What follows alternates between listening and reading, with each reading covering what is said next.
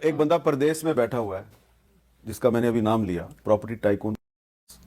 تو اس نے جو کل پرسوں ایک سٹیٹمنٹ دیا، ایک ٹویٹ کیا کہ میرے پاس بڑے راز ہیں اور اگر میں نے منہ کھول دیا تو بہت سے لوگوں کو شرمندگی کا سامنا کرنا پڑے گا. اور عمران خان کہہ رہے ہیں کہ منہ کھولو بھائی اپنا، اور کہہ رہے ہیں ججز، جرنیلوں اور سیاستدانوں نے ان سے پیسے اور دیگر مالی فوائد حاصل کیے. قوم کو بتائیے یہ کون لوگ ہیں؟ ویسے اس میں صحافی بھی شامل ہیں. نہیں صاحب، بہت آپ نے بڑا زبردست سوال کیا. میں اپنی بہن کا جواب دے دوں. ایک تو میں اپنی بہن کو جواب دے دوں کہ آپ کی صفوں میں آج بھی وہ لوگ ہیں جنہوں نے عمران خان صاحب کے خلاف پریس کانفرنسیں کی. آج بھی انہی کے ووٹ پہ انہی کرسیوں میں بیٹھے ہوئے. میں تو 9 مئی سے بہت پہلے نکال دیا گیا تھا بڑی اور جس آدمی کو کلیریفائی کرنے کو کہا تھا، جس پارٹی کے ممبر کو، خان صاحب اگر مجھ سے مانگتے تو میں جواب ہی دیتا. وہ میرے باس تھے. اس سے تو میں نے آپ کو پتا ہے 15 سال کیبنٹ میں ہاتھ نہیں ملایا. اور انہوں نے بھی بڑے بڑے وعدے کیے. آپ کی پرمیشن، ابھی آپ کے باس کون ہیں؟ ٹھیک ہے، میرے تو کہا، میرے آخری لیڈر عمران خان صاحب تھے. انہوں نے بھی سیاست دکھائی، وہ بھول گئے. مجھے یاد ہے. میں تو کلیئر رکھتا ہوں اپنی بات کو. دیکھیں مجھے کوئی بات نہیں ہوتی. آج کل باس کون؟ دیکھیں میری بات سنیں. جو دیکھیں میں تو سر، آپ مجھے ہر بار شہباز شریف صاحب کا اٹیک کرتے ہیں. آپ کیا چاہتے ہیں سر؟ میں تو ان کو بتا دوں پہلے. سوری میں ان ووٹ والوں میں سے نہیں ہوں سر جو ریوارڈ ہونے والے ہیں. ٹھیک ہے، نمبر 1. نمبر 2 یہ سر کہ آپ نے کی بات کی صاحب کی بات کے اندر دیکھیں، آدمی کو کسی کا اچھا وقت ہو برا وقت ہو اس کو ڈینائی نہیں کرنا چاہیے. میرے تو ان سے تعلقات ہیں، ان کے بیٹے کے ساتھ تعلقات ہیں، ان کے ساتھ تعلقات ہیں. میرا سوال ایک ہے، صاحب کے کیس کے اندر صاحب نے جب یہ سب کچھ کیا، جو ان پہ ساری چیزیں آئی ہیں، تو اس وقت کی جوڈیشری بھی ان کے ساتھ تھی، اس وقت کی اسٹیبلشمنٹ بھی ان کے ساتھ تھی. اس وقت کا کوئی پاکستان کا کوئی لیڈر ان کے نام دے دے جو ان کے ساتھ نہیں تھا اور ان سے فائدہ نہیں اٹھایا ہو. کوئی بھی پولیٹیکل پارٹی، ایک بھی پولیٹیکل پارٹی آپ نہیں بتا سکتے. جوڈیشری بھی آپ کو ملے گی، اس میں اسٹیبلشمنٹ ملے گی. پرابلم یہ ہوا کہ آپ اگر D G S P R کے پچھلے بیان میں چلے جائیں، انہوں نے کہا تھا دہشت گردی کے اسپیکٹرم کے اندر ہم جو چیزیں دیکھ رہے ہیں اس کو ونڈو کریں گے. اور ونڈو کیسے ہوگا؟ جب پولیٹیکل فگرز کے پاس جو انت پیسہ آ رہا ہے اس کو روکا جائے گا. تو میں آپ کو گارنٹی سے آن ریکارڈ رسپانسبلٹی سے کہہ رہا ہوں کہ صاحب کے پاس جو چیزیں ہیں اس کے لیے آج کی اسٹیبلشمنٹ، آج کا آرمی چیف لبیک کہے گا، وہ اس کو مدد سمجھے گا. آپ ان کے آگے ساری چیزیں بھیجے قوم کے آگے. اگر ان کے ادارے کا کوئی آدمی ہوا، انہوں نے جنرل فیض جیسا آدمی کو قربان کر دیا اکاؤنٹیبلٹی کے اوپر، آپ سمجھتے ہیں کہ کوئی فوجی ابھی کا یا پرانے ریٹائرڈ فوجی کو وہ چھوڑ دیں گے؟ اگر ان کا اولاد بھی اس میں نظر آئی، میں آپ کو رسپانسبلٹی سے کہہ رہا ہوں اس کو بھی نہیں چھوڑیں گے، کیونکہ ان کا کوئی لو لاس نہیں ہے.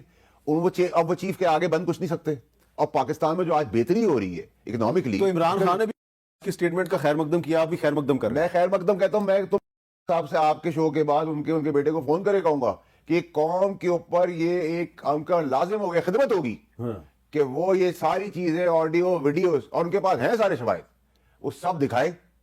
اور اس میں اسٹیبلشمنٹ کے تو میں آپ کو گارنٹی دیتا ہوں باقی تو سب پیٹی بند بھائی ایک دوسرے کو بچا لیں گے. آج کی موجودہ حکومت سے لے کے پچھلی حکومتیں، اس سے پچھلی حکومتیں اور آگے آنے والی حکومتوں نے سب نے سے فائدے اٹھائے. پرابلم یہ آج کی حکومت نے بھی اٹھائے. یہ تو میر صاحب آپ کا تجربہ میری سیاست اس کے آگے اتنی سی ہے. تو یہ مسکراتے جواب ہے. اب میرا سوال آپ سے یہ ہے کہ سر آپ ایشو کیا ہوا ہے اس آرمی چیف آف آرمی صاحب جناب عاصم منیر کی قیادت اور اس فوج کی قیادت کی کمزوری، میں آپ کو گارنٹی سے کہتا ہوں کہ صاحب کے پاس نہیں ہے. اور کیونکہ انٹرسٹ نہیں ہے اس آدمی کا، چیف کا، تو آپ دل کھول کے دکھائیں. اور میں آج بھی سمجھتا ہوں کاروباری آدمی اپنی اکاؤنٹیبلٹی جب فیس کر رہا ہے تو اس کے ساتھ جو محرکات تھے، جن لوگوں نے فائدے اٹھائے، ان کو بھی گراؤنڈ کے اندر آنا چاہیے. اور غلط کیا ہے تو غلط کا جواب کاروباری ٹیبل پہ بیٹھ کے اپنا غلطی بھی مان لیتا ہے، اپنا خمیازہ بھی بھر دیتا ہے اور آگے بڑھتا ہے. لیکن اگر آپ یہ کہیں کہ وہ بلیک میل کی بات، اگر ہم اس کو بلیک میل کے زمرے میں، جو کہ میں نہیں سمجھتا، انہوں نے کہا کہ میرے اور بہت سارے لوگوں کا، میں آپ کو گارنٹی سے لکھ کے دے سکتا ہوں کہ آپ کے پاس جوڈیشری کی بھی ہے، اس وقت کی اسٹیبلشمنٹ کی بھی ہے، تمام لیڈرز کی بھی ہے، تمام بیوروکریسی کی بھی ہے، پولیس کی بھی ہے. اچھا کام ہے، لائیں دے لوگوں کی ویڈیو بنانا، لوگوں کے بارے میں ثبوت ڈھونڈنا، یہ کوئی اچھا کام ہے؟ نہیں میری بات وہ کو سٹنگ آپریشن کر رہے تھے، یہ اچھا کام ہے. یہ اچھا کام ہے جب آپ اس آدمی سے جا کے صاحب سے جا کے نوٹوں کے گڈیاں لے رہے تھے اور کنستہ بھر بھر کے لا رہے تھے، ڈبے بھر کے لا رہے تھے. وہ اچھا کام تھا. وہ کیوں دے رہا تھا؟ تو وہ بھی یہ تو پاکستان کا سلسلہ، رشوت لینا اور رشوت دینا دونوں. سر نہ مجھے آئین اور قانون کی بات سمجھائے، نہ مزید بات جس کی اپلیکیشن یہاں نہیں ہے اس کی بات ہی نہ کریں. پاکستان میں 75 سال میں ہوتے. اس بار مسٹیک کیا ہوئی ہے؟ مسٹیک 2-3 لوگوں سے ہو گئی. پی ٹی آئی سے کیا مسٹیک ہوئی کہ فوج کے بارے میں جب پرانی پولیٹیکل پارٹیوں نے بات کی تو اتنی سی بات کی، فوج نے ان کو اتنا دے دیا.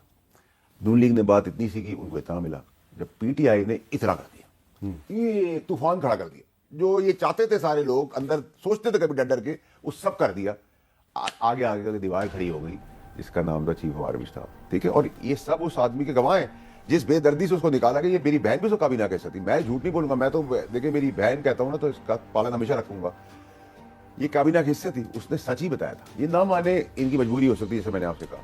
इस मेरी बहन से आप, मैं अच्छा नहीं लगता बोलूं, आप बच्चों की कसम खा के पूछे कि काबीना में 190 मिलियन पाउंड के अंदर ये वजीर बैठी थी, मैं वजीर था, मैंने ऑब्जेक्ट किया था नहीं किया था? बहन सच बताइएगा आप अपने बच्चे। अभी जब पूरा आएगा तो आई आंसर एवरीथिंग। ये वाला मुझे बता दें अब, क्या मैंने you spoke नहीं तो, लेकिन आप अकेले नहीं थे, शीरी मजारी भी थी, नहीं फवाद भी था, देखिए मैं ये नहीं कह रहा, लेकिन हमने तो उसको फिर बोले थे या नहीं बोले थे, तो केस पूरी की पूरी कैबिनेट पे नहीं होना चाहिए। देखिए मीर साहब, अगर आप, मैं ये कहूं कि मैं बोला था तो मैं बच जाऊं, तो मैं आपकी बात से बिल्कुल अग्री करता हूं। अगर इसके अंदर कलेक्टिवली सबके ऊपर आता, समेत मेरे भी, चाहे मैंने उसको ऑब्जेक्ट भी किया, हम बिल्कुल उसके जिम्मेदार हैं। चले इसका जवाब मैं आपसे लेना चाहता हूं कि सिर्फ इमरान खान साहब पे केस हुआ है और वो जो लिफाफा आया था, बंद लिफाफा, खोला नहीं गया, फिर भी काबीना ने उसको मंजूर कर दिया, पूरी काबीना पे केस नहीं बनता? देखिए मैं आपको एक बात बताती हूँ मेरे साहब, चूंकि बड़ी लंबी डिटेल में यहाँ पे बात हुई है, स्पेसिफिकली अगर सिर्फ अलकादर ट्रस्ट के बारे में बात करनी है, कितनी दफा हम एक बात बार बार कहें कि आप उस चीज की सजा दे रहे हैं जिसका इमरान खान बेनिफिशरी नहीं है। इमरान खान की जेब में, इमरान खान के बैंक अकाउंट में, उनके अहलिया बुशरा बीबी के अकाउंट में तो पैसे गए नहीं है, सुप्रीम कोर्ट के अंदर पैसे आए हैं। अब पाकिस्तान के अंदर एक यूनिवर्सिटी बनाई गई जिसका 190 मिलियन पाउंड से कोई ताल्लुक ही नहीं है। अब आप ये कहते हैं कि ये है मुस्तफा इंपैक्ट केस। उसके बाद ये कहा गया था कि सुप्रीम कोर्ट का ये ऑर्डर था कि आप जितने भी कलेक्टिव विजडम होगी काबीना की, not only prime minister, the whole collective wisdom, तो कलेक्टिव विजडम में ये है कि अगर आप किसी चीज को डिसीजन लेंगे तो पूरी काबीना उसका हिस्सा बनेगी। मुझे ये समझ नहीं आती कि अगर बंद लिफाफा भी था, अगर बंद लिफाफा भी था, हमने इसको क्लासिफाई कर दिया कि ये बरतानिया की एजेंसी का और दो लोगों का आपस की ट्रांजैक्शन है, लेकिन फिर भी पाकिस्तान के अंदर पैसे आए जो शायद कभी भी पाकिस्तान में नहीं आने थे, जिसका पाकिस्तान को फायदा हुआ है, सुप्रीम कोर्ट को पाकिस्तान को फायदा, हमें तो कोई जाती फायदा नहीं हुआ, हमने तो यूनिवर्सिटी बनाई जिसका उससे ताल्लुक ही नहीं है। लेकिन अब भी तो काबीना बैठी हुई है ना, शहबाज शरीफ है ना उसके वजीर आजम, सारी काबीना बैठी, डिक्लासिफाई कर दें। नहीं, वो इसलिए डिक्लासिफाई नहीं कर सकते कि वो मुआहदे में लिखा हुआ है कि ये एक खुफिया मुआहदा।